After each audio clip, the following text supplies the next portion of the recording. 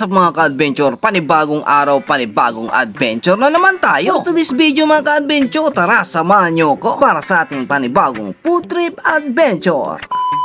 Sa araw na itong mga ka-adventure, naimbitahan nga tayo upang mag-attend sa isang napakamahalagang event kasama ang mga iba't ibang entrepreneur dito sa Pangasinan. Pagdating nga natin dito mga ka-adventure, tayo nag-register muna para sa attendance. At bago mag-umpisa ang event, sila ay nagpalaro muna. Sino ang mga ka-adventure, pagkalipas ng ilang minuto, nag-umpisa na rin ang kanilang programa at yung tinatawag nilang regular monthly meeting ng kanilang mga grupo. Isang karangalan na maimbitahan at makasama ang mga iba't ibang mga negosyante dito sa Pangasinan. At bawat isa sa kanilang mga ka-adventure ay may kanya-kanyang dalang ipinagmamalaking mga produkto na gawang Pangasinan. Tulad ng mga wines, bangus Carmen, iba't ibang suka, mayroon ding mga food supplement, at iba't ibang mga chips, tinapay at napakarami pang iba. Tulad ng mga biskwit, cookies at iba pa na siguradong inyong magugustuhan at maibigan. At swak at pasok sa inyong mga budget. At dito nga tayo nakikita ng rice munggo na may cheese at chocolate flavor. At napakarami pang produktong gawang Pangasinan ang binibida rito. Siyempre hindi mawawala yung bagoong. Meron ang bangus garment dito na pinagsamang bangus at tuyo at iba't ibang mga kutkutin tulad ng kasoy nuts, dilis, mani at marami pang iba. Mayroon nga rin tayong nakitang ubi halaya at tikoy.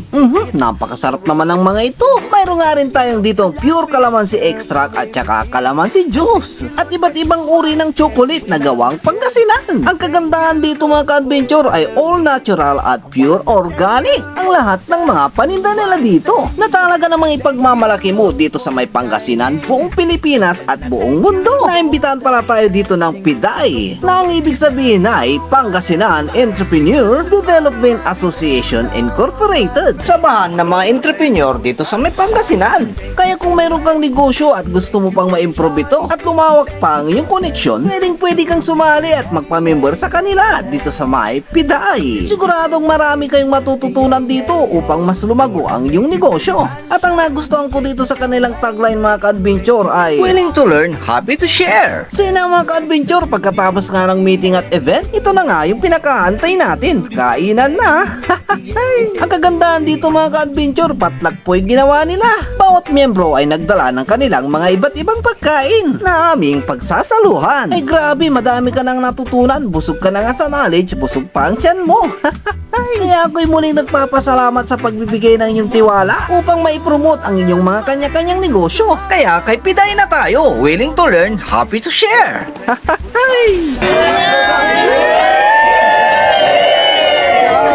Yeah.